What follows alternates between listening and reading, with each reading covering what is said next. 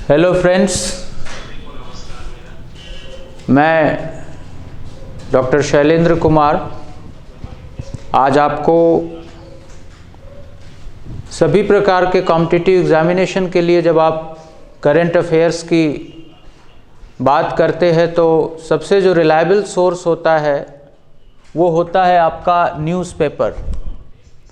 अखबार आप पढ़ते हैं और न्यूज़पेपर्स के थ्रू ही आप अपने व्यूज़ को बनाते हैं। तो एक न्यूज़पेपर की जो एक रीडिंग होती है, जनरली कंपटीशन की तैयारी करने वाले बच्चों को उसकी रीडिंग नहीं करनी चाहिए।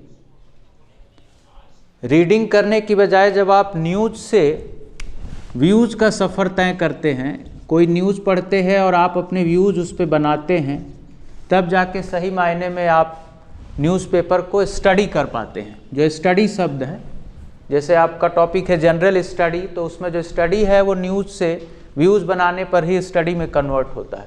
और चाहे आप इसके लिए सिविल सर्विसेज की तैयारी करें, चाहे आप प्रोविंशियल सिविल सर्विसेज की तैयारी करें या कोई भी अदर कॉम्पिटिशन्स जो होते हैं, तो सब जगह आपको एक जो इवेंट्स होती हैं, जो घटनाएं होती हैं, उसके अवेयरनेस के लिए न्यूज़पेपर को आपको फॉलो करना पड़ता है।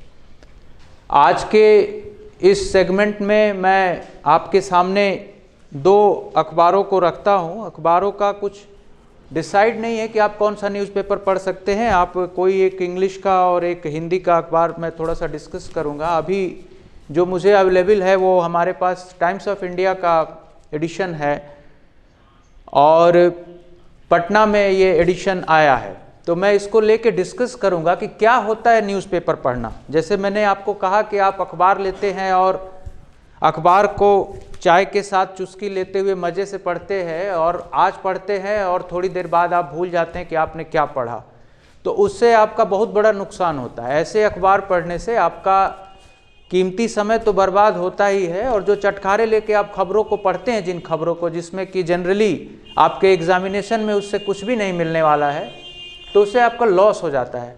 जैसे किसी को बहुत अच्छा पसंद आता है, लोग पहले पेज 3 खोल के देखते हैं कौन सा हीरो हीरोइन क्या कर रहा है, क्या एक्टिविटी छपी। बात मानिए एग्जामिनेशन में उससे तो आपको कुछ फ़ायदा नहीं होने वाला है। कुछ लोग स्पोर्ट्स को खबरों को लेकर के 3 घंटे उसको पढ़ते हैं क्योंकि उनको अच्छा लगता है स्पोर्ट्स, तो स्पोर्ट्स फॉलो करते हैं, उससे भी उनको कोई फ़ायदा नहीं होने वाला। बट जब हम अखबार को ऐसे पढ़ते हैं कि वो हमारे जनरल स्टडीज़ के लिए, जो जीएस का जो हमारा कंपास है वो इतना बड़ा है जिसमें सारे सब्जेक्ट शामिल होते हैं, तो उस जीएस में इस अखबार की क्या भूमिका होती है और एग्जामिनेशन के जो डिफरेंट स्टेजेज है, जैसे कि एक प्रीलिम्स का स्टेजेज हो गया, फिर आप मेंस के एग्जामिनेशन में यूज़ करते हैं, फिर आप इंटरव्यू देते हैं, तो इन तीनों चारों सेक्शन में हर लेवल पे जो इन्फॉर्मेशन होती है, जो सूचना होती है, उसकी एक अलग अलग डिमांड होती है। और उसका जो सबसे ज़्यादा जो आपको सोर्स होता है, जो आसानी से उपलब्ध होता है आपके सामने, वो होता है आपका न्यूज़पेपर। न्यूज़पेपर में जब आप अपनी स्टडी पूरी करते हैं, फिर आप उसके ऊपर कुछ टीवी के न्यूज़ देख लेते हैं, फिर मंथली एक्यूमुलेटेड होकर के सूचनाओं के रूप में जब आपको कोई कंपटीशन की मैगजीन मिलती है, आप वहाँ से पढ़ते हैं, तब जाके आपका एक पूरा होता है और वो पूरे महीने की घटनाओं को आप अपने दिमाग में बिठा पाते हैं। फिर आप देखते हैं कि सवाल आपके सामने आते हैं और आप उसके आंसर को लिखते हैं। जब हम कहीं पढ़ाई करते हैं किसी किताबों से या किसी आप हमारे पढ़ते हैं आप जा कर के किसी कोचिंग इंस्टीट्यूट्स में, तो जब नोट्स दिलाए जाते हैं आपको, जब बताई जाती हैं चीज़ें, तो कई बार वो एकदम अपडेट नहीं होती हैं, क्योंकि कोई भी चीज़ थोड़ी सी पुरानी हो जाती है। बेसिक थियरीज आपको पढ़ा दी जाती हैं, लेकिन उन बेसिक थियरीज को जब आप करेंट के न्यूज़ के साथ रिलेट करते हैं, तब आपको जा कर के सही मायने में आपके आंसर बहुत अच्छे बनते हैं, आपकी कॉन्सेप्ट बिल्डिंग होती है और चीज़ें आपको समझ में आती हैं। बातें बहुत सी कर सकते हैं, लेकिन अब हम अपने सीधे टॉपिक पे उतरते हैं। जैसे मेरे हाथ में एक न्यूज़पेपर है, आपके पास भी ऐसा न्यूज़पेपर आता होगा, तो इसमें आप देखते हैं कि फ्रंट पेज जो होता है इसका, इसमें सबसे बड़ी जो खबर होती है कंट्री या इंटरनेशनल लेवल की, उस पेज पे आती है। तो जैसे ये मेरे पास अखबार है, ये 22 जनवरी सैटरडे का न्यूज़पेपर है। आप इसमें देखें कि बहुत सारी खबरें पढ़ने को है, लेकिन जब हम देखते हैं कि हमारे लिए सबसे कीमती खबर क्या होती है, तो इसके साइड में हर एक अखबार में आप देखें कि छोटी छोटी खबरों के सार इधर साइड में पड़े होते, स्निप्स होते हैं जो इधर साइड में लाइनिंग के साथ होते हैं। तो हम एक नज़र इनको देख लेते हैं कि क्या इसमें मेरे काम की कोई चीज़ है जिससे हमारे किस सब्जेक्ट को फ़ायदा हो सकता है। हमेशा याद रखें कि जब भी आप अखबार लेके बैठें तो आपके पास एक आपका पेन और आपकी एक नोटबुक होनी चाहिए, और उसमें बगावते सेगमेंट्स बटे होने चाहिए कि ये हमारी खबर, इसमें हिस्ट्री का क्या हमारा हिस्सा हो सकता है। आप 10 पेज अपने रजिस्टर के उसके लिए अलॉट कर दीजिए, आप पॉलिटी के लिए अलॉट कर दीजिए, आप जियोग्राफी के लिए अलॉट कर दीजिए, आप इन्वायरमेंट के लिए अलॉट कर दीजिए। आप इसके अलावा स्पोर्ट्स है, एडिटोरियल है, ऐसे है। तो इस तरीके से एक एग्जाम्पल के लिए आपको बता रहे हैं कि जब आपके रजिस्टर में इतने टॉपिक के पेजेस बटे होते हैं, आपके हाथ में एक पेन होता है, तो आप इन अखबार को पढ़ते हुए सिर्फ ये पढ़ना आपका बेकार नहीं जाता। जिस दिन आपने अखबार पढ़ा उस दिन आपने अगर नोट्स बनाया और उस नोट्स को, उसके बेसिक जानकारी को आपने किसी किताब या किसी वेबसाइट से पूरी जानकारी हासिल की, तो आपके उस टॉपिक पे उस दिन की तैयारी मुकम्मल हो जाती है। और फिर आप जब भी एग्जामिनेशन देते हैं तो आपको परेशान नहीं होना पड़ता है कि इस टॉपिक को मैं कहाँ से तैयार करूँ। जैसे मैंने कहा कि अखबार आपके सामने आता है तो आपके सामने ये छोटी छोटी जो हेडिंग्स होती हैं, आप एक झटके में इसको चेक कर सकते हैं। इसमें पहली हेडिंग वो देता है 50 year old man self immolation beat outside. किसी आदमी ने अपने को सुप्रीम कोर्ट के सामने आग लगाई। अब आपको ये जानने का कोई मतलब नहीं है कि किसने आग लगाई, क्या नहीं लगाई, क्या, लेकिन हाँ, अब जब आप बेसिक तैयारी अपनी करते हैं तो आप अपने आप से सवाल पूछिए। होता क्या है, जब हम प्रिपरेशन करते हैं तो बहुत सारी चीज़ें हमको पता नहीं होती, चाहे किताब पढ़ें, चाहे हमको कोई क्लास पढ़ाए, चाहे हम खुद से न्यूज़पेपर पढ़ें, और हम क्या करते हैं, उसको स्किप कर जाते हैं कि नहीं ये सारी चीज़ें ये हमको नहीं पता है। हम अपने आप से झूठ बोल जाते हैं कि चलो हमको नहीं पता है तो कोई बात नहीं, लेकिन यही एटीट्यूड है जो आपको तैयारी में पीछे कर देता है। जैसे मैंने इसमें कहा कि अगर आप बहुत बिगिनर है और इसमें आ रहा है कि सुप्रीम कोर्ट के सामने किसी ने अपने को आग लगाने की कोशिश की, तो आपके दिमाग में एक वर्ड तो जरूर आना चाहिए कि सुप्रीम कोर्ट क्या है। मैं बहुत बेसिक तरीके से बता रहा हूँ कि कैसे आप अपनी जानकारी को, जैसे बोलते हैं ना, कॉन्सेप्ट बिल्डिंग, कैसे आप मजबूत करते हैं। तो सुप्रीम कोर्ट क्या है, आपको बहुत अच्छे से ये पता चलता है कि सुप्रीम कोर्ट के बारे में हमको पॉलिटी के सेक्शन में जाके देखना होगा कि भारत में एक हाईएस्ट कोर्ट है न्याय करने के लिए, जिसको सुप्रीम कोर्ट बोला जाता है, और उसके संबंधित जो भी प्रावधान है आप अपने बेयर एक्ट से या अपनी पॉलिटी से, किताब से या अपने टीचर से आप बहुत अच्छे से पूछ करके उस पर एक शॉर्ट नोट बना सकते हैं। और यकीन मानिए, चाहे आप आईएएस का एग्ज़ाम दीजिए, चाहे आप किसी फॉरेस्ट गार्ड की भर्ती में जाइए, कभी न कभी सवाल आपसे पूछे ही जाते हैं। कितनी बार पूछते हैं कि सुप्रीम कोर्ट में न्यायाधीशों की संख्या कितनी है। आज़ादी के समय जब संविधान लिखा जा रहा था तब इसमें न्यायाधीशों की संख्या कितनी थी, सुप्रीम कोर्ट के न्यायाधीश में कितने न्यायाधीश होते हैं। मतलब इस तरीके की बहुत सारी चीज़ें आपको ऐसे इकट्ठा होकर मिल जाती हैं। तो इस बेकार सी न्यूज़ में भी आपके व्यूज़ बनाने के लिए एक चीज़ आपको मिल गई सुप्रीम कोर्ट की। ठीक उसके बाद हम देखें कि कह रहा है कि सुप्रीम कोर्ट ने किसी संस्था को कहा कि आप उसको रिफंड करिए। एक सुपरटेक इंस्टीट्यूट है जो बिल्डिंग बनाती है और किसी वजह से वो नहीं कर पा रहे हैं, लोगों को टाइमली डिलीवरी नहीं दे पा रहे, तो सुप्रीम कोर्ट ने उनको डायरेक्शन दिया।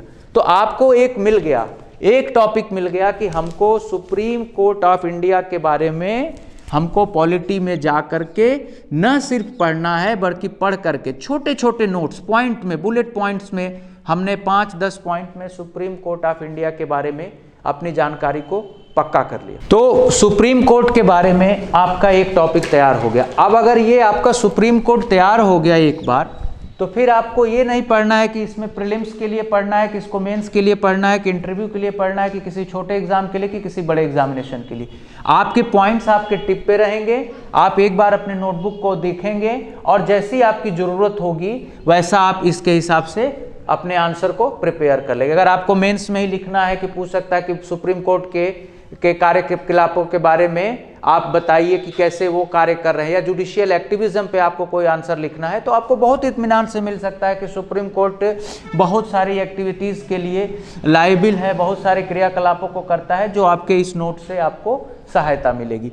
ठीक उसी प्रकार से जब हम ऐसे छोटे न्यूज़ को देख लेते हैं, कुछ काम की न्यूज़ हुई तो उसको टिक कर लिया, नहीं तो उसको छोड़ के फिर हम बड़े न्यूज़ की तरफ देखते हैं। देखिए कोविड के बारे में आजकल अखबार भरे पड़े हैं, आपको ज़रूरत नहीं है सारी चीज़ों को पढ़ने की, आप उसको स्किप कर सकते हैं, छोड़ सकते हैं।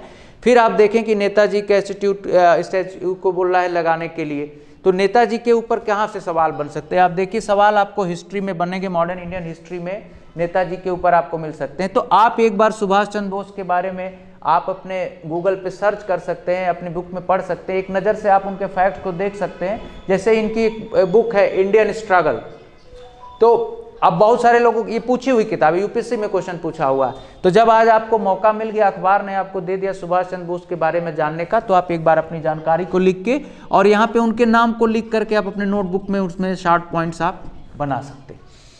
अब आते हैं जैसे कि तमाम खबरें होती हैं जो किसी काम की नहीं होती, लेकिन आप खूब ध्यान से पढ़ते हैं कि 15 सस्पेक्टेड हुच डेथ इन सारण, किसी को शराब पीने से मौत हुई। ये आपके बहुत काम की चीज़ नहीं है, कहाँ पे किस नेता ने क्या भाषण दिया ये भी बहुत ज़रूरी नहीं है। लेकिन देखिए इन्हीं खबरों में एक खबर जो सबसे बड़ी खबर बन के आज के अखबार में दिख रही है, ये दिख रही है, what about an environment MGMT services supreme court to centre.